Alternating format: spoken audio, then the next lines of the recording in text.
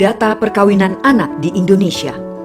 1 dari 9 perempuan usia 20-24 tahun menikah sebelum umur 18 tahun.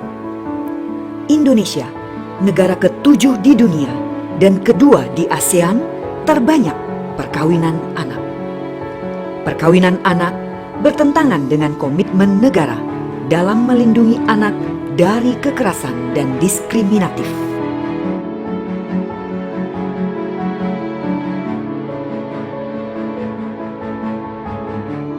Diingatkan dalam Undang-Undang Perlindungan Anak Nomor 35 Tahun 2014 Pasal 26 Ayat 1 bahwa orang tua berkewajiban dan bertanggung jawab untuk mencegah terjadinya perkawinan pada usia anak. Penyebab praktek perkawinan anak adalah ekonomi dan kemiskinan, nilai budaya di mana anak perempuan dianggap sebagai aset, regulasi, banyak kebijakan yang tidak berpihak pada anak perempuan, globalisasi, perilaku remaja yang terpengaruh budaya negatif, ketidaksetaraan gender, kurangnya akses, partisipasi dan pengambilan keputusan bagi anak perempuan. Dampak perkawinan anak pada masalah pendidikan. Perempuan yang menikah sebelum 18 tahun paling banyak hanya menyelesaikan pendidikan SMP atau sederajat. Pada masalah ekonomi, perkawinan anak meningkatkan pekerja usia anak dan diestimasikan menyebabkan kerugian ekonomi setidaknya 1,7% dari pendapatan kotor negara.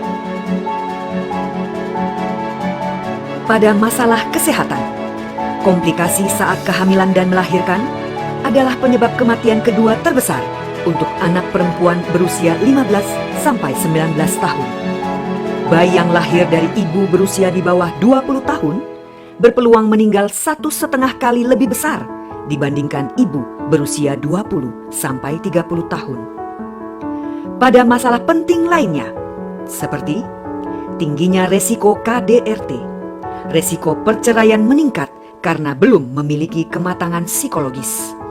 53% perkawinan di bawah 18 tahun menderita mental disorder depresi. Upaya pencegahan perkawinan anak dalam otonomi daerah tercantum dalam pembangunan kota layak anak pada indikator nomor 7.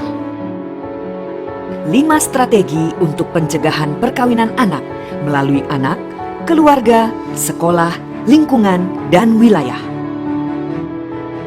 Pencegahan perkawinan anak dapat dilakukan melalui anak sebagai individu, pengurusan akte lahir, memberikan informasi yang benar tentang kesehatan, lingkungan, budaya, dan lainnya. Melalui anak dalam kelompok teman sebaya, aktif dalam forum anak, diberi kapasitas untuk berpartisipasi dalam pembangunan dan menjadi pelopor dan pelapor. Melalui keluarga, jadi keluarga pelopor-pelapor cegah perkawinan anak dan dikuatkan kemampuan pengasuhan di layanan Puspaga, Pusat Pembelajaran Keluarga. Melalui sekolah, kurikulum Kespro, kesehatan reproduksi, beasiswa kepada anak perempuan.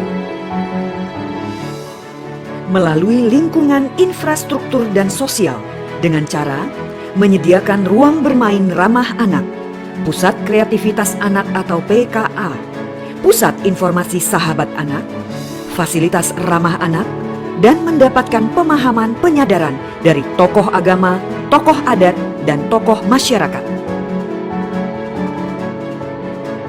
Melalui wilayah dengan integrasi yang dimulai dari desa atau kelurahan layak anak, kecamatan layak anak, provinsi layak anak.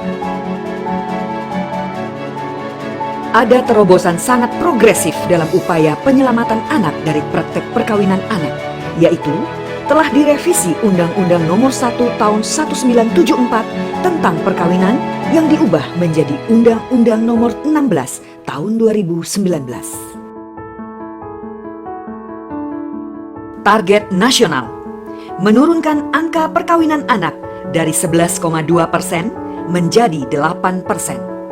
Upaya yang dilakukan Pemda adalah menyusun perda atau kebijakan sampai tingkat desa, menyusun rencana aksi daerah, menetapkan dalam dokumen Rencana Pembangunan Jangka Menengah Daerah atau RPJMD dan Rencana Strategis atau Renstra Daerah. Stop perkawinan anak untuk kepentingan terbaik bagi 80 juta anak Indonesia, agar anak bahagia.